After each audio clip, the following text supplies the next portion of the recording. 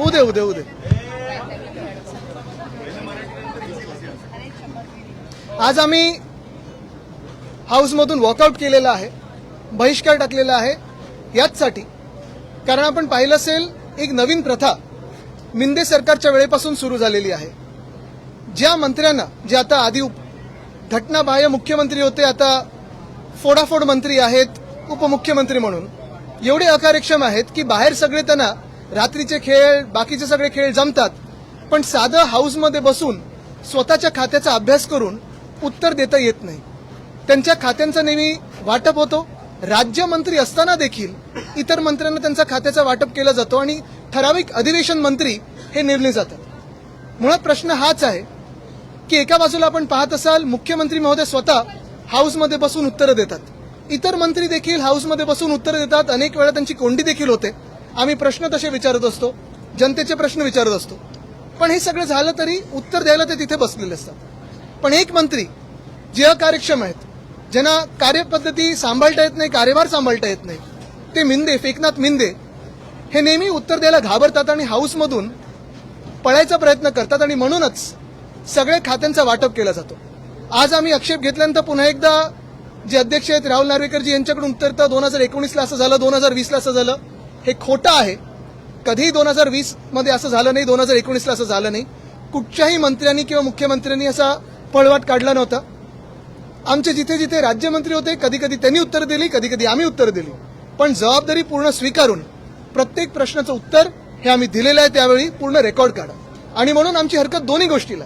पहिली हरकत ह्या गोष्टीला आहे की जे अकार्यक्षम उपमुख्यमंत्री आहेत, जे सगळे बाकीचे बाहेर खेळ खेळत असतात, पैशाचे खेळ खेळत असतात, त्यांनी स्वतःची खात्याची जबाबदारी घेऊन जी खाती त्यांनी घेतलेली आहेत, मागून घेतली आहेत, हट्ट करून घेतली आहेत, रडून घेतली आहेत, ही खाती त्यांनी त्याची जबाबदारी घेऊन त्याचं उत्तर द्यावं. हाऊसमध्ये आम्ही जे प्रश्न विचारतो ते काय आमचे पर्सनल प्रश्न नसतात, हे आम्ही जनतेचे प्रश्न विचारतो, महाराष्ट्राच्या जनतेचे प्रश्न विचारतो. आणि दुसरं म्हणजे जे अध्यक्षांनी खोटं बोललेले आहेत, चुकीचं बोललेले आहेत की 19 आणि 20 मध्ये पण असं होत होते, ते रेकॉर्डवरनं काढावं. उगाच त्या खुर्चीवर बसून त्यांनी घाणेरडं राजकारण करू नये. ज्या पद्धतीने अध्यक्ष चुकीच्या प्रथा परंपरा आपलं कायदेशीर ज्ञान अगाध कायदेशीर ज्ञान दाखवत की कॉन्स्टिट्यूशनल प्रोव्हिजन आणि एक शब्द काय वापरला अबँडन्ड रिस्पॉन्सिबिलिटी कलेक्टिव्ह रिस्पॉन्स नाही कलेक्टिव्ह वेगळं अबँडन्ड प्रिकॉशन नाही काहीतरी अबंडनची अबँडन्ड काहीतरी असे भलते इंग्रजीचे क्लासिक शब्द वापरायचे आणि आम्ही शाळेतच गेलो नाही असं वाटायला लागतं आणि आम्ही घाबरून खाली बसतो. तर अध्यक्ष महोदय आम्ही खूप हुशार आहोत, आम्ही चांगल्या शाळेत गेलेलो आहोत. आम्ही आमचा बाप भलेही कोल्हाब्यात नसेल, कुठेतरी गावी जन्माला आला असेल, पण आज तुम्ही वापरलेला इंग्लिश शब्दाचा अर्थ काय एवढं आम्ही तुम्हाला विचारायला उभं राहिलो. पण कळणार, शशी थरूर पण आता मी शशी थरूरला पाठवतो ईमेल याचा अर्थ पाठवा म्हणून, कारण का जीपॅट वगैरे काय येत नाहीये, ते चॅट जीपीटी मध्ये होतो, अर्थच कळत नाही. अबंडंट कॉशन काहीतरी. पण एखाद्या सरकारचं पाप अध्यक्षांनी लपवण्यासाठी ज्या काही कोलांट्या उड्या मारण्याचा प्रयत्न करतायत, हे अध्यक्ष का करतायत? या सभागृहाची गरिमा टिकली पाहिजे, या सभागृहाचं मूल्यांकन कमी होता कामा नये. हे सभागृह महाराष्ट्राची इज्जत इब्रत राखणार आहे, तिथेच महाराष्ट्राच्या एकंदर चारित्र्यावरती, त्याच्या राजकीय चारित्र्यावरती, कर्तृत्वावरती बलात्कार होतोय. तुम्हाला दिसत नाही? तुम्हाला दिसत नाही अध्यक्ष महोदय? आणि मग अध्यक्ष महोदय आता तरी सुधरा, आता तरी मर्यादेचं पालन करा. केवळ आपल्या हातात कायदा आहे आणि आपली 4-2 कामं होतात म्हणून जर तुम्ही सभागृहात चालवणार असाल तर महाराष्ट्राला तुम्ही चुकीच्या मार्गावर घेऊन जात आहात. अर्थसंकल्पीय अधिवेशनातही अनेक वेळा सभागृहातून वॉकआउट याच कारणासाठी केलं होतं की विरोधकांना बोलू दिलं जात नाही आणि मंत्री उत्तर द्यायला उपस्थित. आमचे माईकच सुरू नसतात. अर्ध्या वेळी आपण पाहिलं असेल, आम्ही जेव्हा हरकत घेतो, पॉइंट ऑफ प्रोसिजर विचारतो, ते होत नाही. आमचं ऑफिस असून दिलेलं नाहीये. मुख्य गोष्ट हीच आहे की हुकुमशाही चाललेली आहे आणि नुसतं आम्हाला सगळंच माहिती आहे आणि आम्हीच सगळं चालू शकतो, ह्या थाटात सगळं चाललंय. पण हे सगळं होत असताना मी परत एकदा विचारतो, जर मुख्यमंत्री स्वतः उत्तर देऊ शकतात एवढा सगळा कारभार सांभाळून, म्हणजे कारभार काही चांगला नाही सांभाळतात पण तरी पण सांभाळत असतील जे काही, तर मग उपमुख्यमंत्री का घाबरतात तिथे बसायला? नाही, एक दुसरी गोष्ट आहे, आम्ही गेले अधिवेशन सुरू म्हणजे हे सरकार स्थापन झाल्यापासून विरोधी पक्ष नेत्याचा मुद्दा मांडतोय, सगळं म्हणतोय. आम्हाला एक साधं कार्यालय आहे जिथे आम्ही जेवू शकतो, ते देण्यासाठी देखील हे सरकार तयार आहे. मी आज सरकारला सांगतो, वेळेत कार्यालय द्या, नाही तर येत्या काही दिवसात जिन्यावर बसून जेऊ.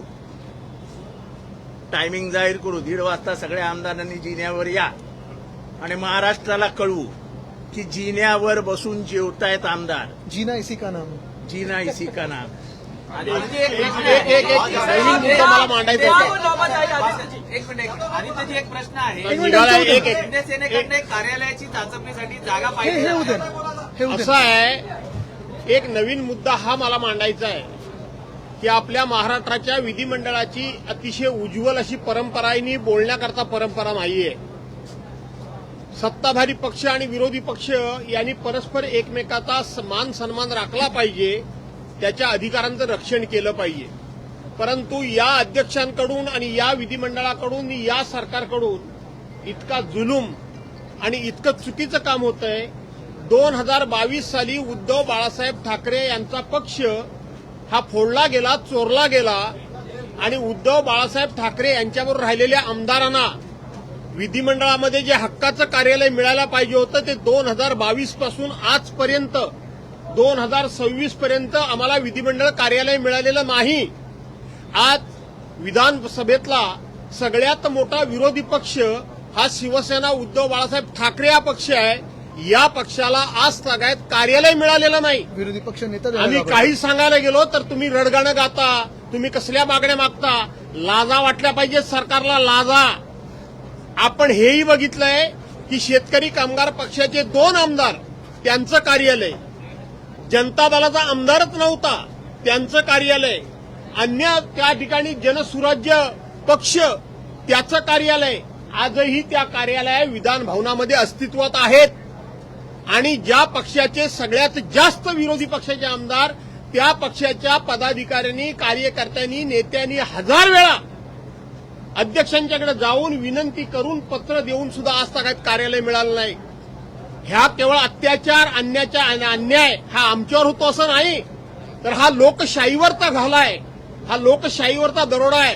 हे दरोडेखोर लोक आहेत आणि म्हणून केवळ आमदार खासदार पळवून दरोडा घालत नाहीयेत, तर आमच्या विरोधी पक्षाच्या हक्कांवर पण दरोडा घालण्याचं काम यांचं होतंय.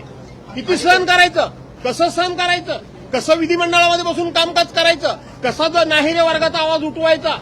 लोकांना वाटतं की आम्ही नाहिरे वर्गाचा आवाज उठवण्यामध्ये आम्ही कमी पडतो म्हणून तुम्ही आम्हाला प्रश्न विचारता, पण साधं कार्यालय सुद्धा आम्हाला मिळत नाही, इथपर्यंत आहे. आणि सगळ्यात मोठी गंमत, जनसुराज्य पक्षाचे 2च आमदार आहेत, त्यांना कार्यालय दिलं अध्यक्षांनी आणि त्या कार्यालयाचं उद्घाटन मी स्वतःहून माझ्या डोळ्यानं बघितलंय. राज्याचे मुख्यमंत्री आणि विधानसभेचे अध्यक्ष जाऊन उद्घाटन करतात. जो सगळ्यात मोठा पक्ष आहे त्याला तुम्ही कार्यालय देत नाही, तो त्याचा वैधानिक अधिकार आहे. आणि म्हणून अशा पद्धतीनं कामकाज चाललंय. उभं आलाय या सभागृहामध्ये बसणं आणि ह्यांची ही कार्यपद्धती चालणं, हे जे काही सांगतायत की अशा पद्धतीनं मंत्री वाटप केलं जातं कामकाजाचं. आम्ही या सभागृहामध्ये 30-35 वर्ष बसलेलो आहोत. अध्यक्षांनी एक उदाहरण दाखवा चला की तो खरोखर मंत्री गैरहजर असेल एकाच दुसऱ्या दिवशी, तर तात्पुरता त्या कामकाजाचा कुठल्या तरी एखाद्या मंत्र्याला तात्पुरतं पत्र दिलं जातं आणि ते अध्यक्षांना अवगत केलं जातं. दर अधिवेशनला हे खातं तात्पुरतं ह्या मंत्र्याकडं, हे खातं तात्पुरतं त्या मंत्र्याकडं. कुठे नियमात दाखवावं, त्यांनी दाखवावं. आमच्याही त्यांनी या माहितीमध्ये भर टाकावी.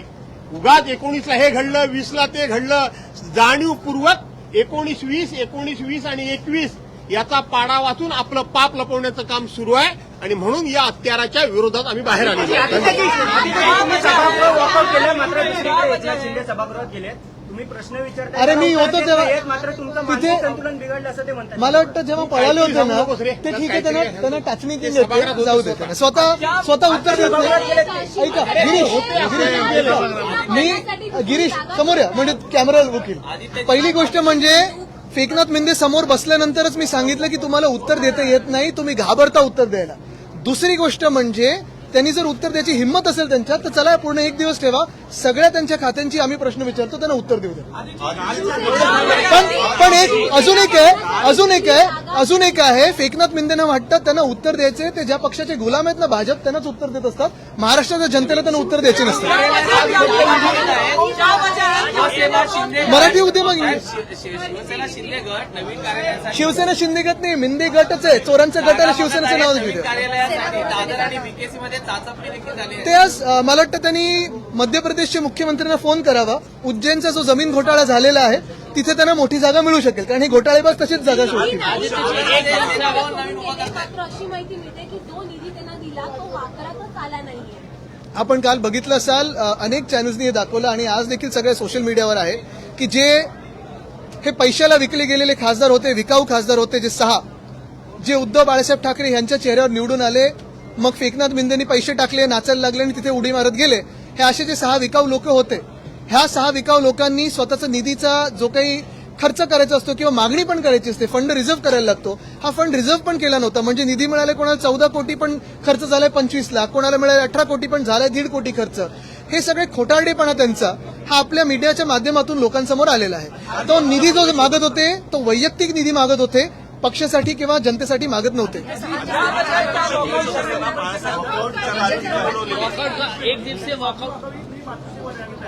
मला वाटतं माफी आम्ही जनतेची मागत आहोत, कारण ह्या नालायक लोकांना आम्ही तिकीटं दिली आणि ह्या विकाऊ लोकांना आम्ही तिकीटं दिली.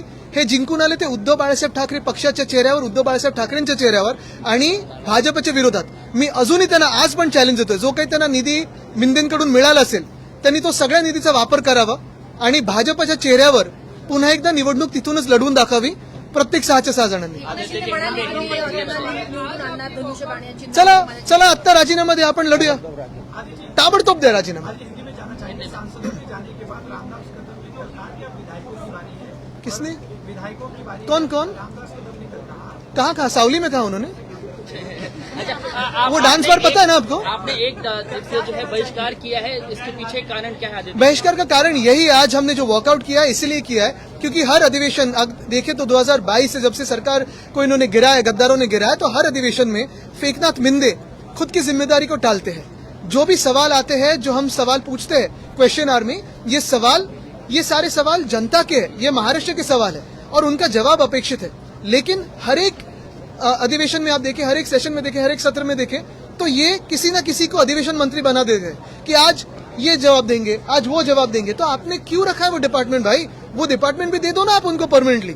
लेकिन पैसा निकालने के लिए, घोटाला करने के लिए, भ्रष्टाचार करने के लिए खुद के पास डिपार्टमेंट रखते हो और जब जवाब देने का समय आता है उस वक्त आप भाग जाते हो.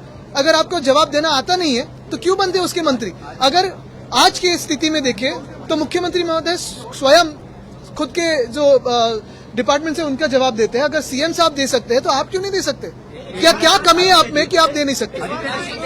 कॉन्फिडेंस की कमी हो तो मैं समझ सकता हूँ. एकनाथ शिंदे म्हणतात आम्ही बाळासाहेबांचे विचार घेऊन पुढे जातो, मात्र त्यांचेच नेते भाजपची गुलामी करणारे लोक, वंदनीय हिंदू सम्राट बाळासाहेब ठाकरेंचे कधी विचार पुढे नेऊ नाही शकत. असले लोक जे सुरतला पळाले होते, गुवाहाटीला पळाले होते आणि काल ते किरण पावसकर काय बोलले बघा तुम्ही, त्यांना बरोबर उत्तर शिवसैनिक कुठे ना कुठेतरी चांगलंच उत्तर देईल ही मला खात्री आहे. स्वतःला बोलले का? स्वतःला बोलले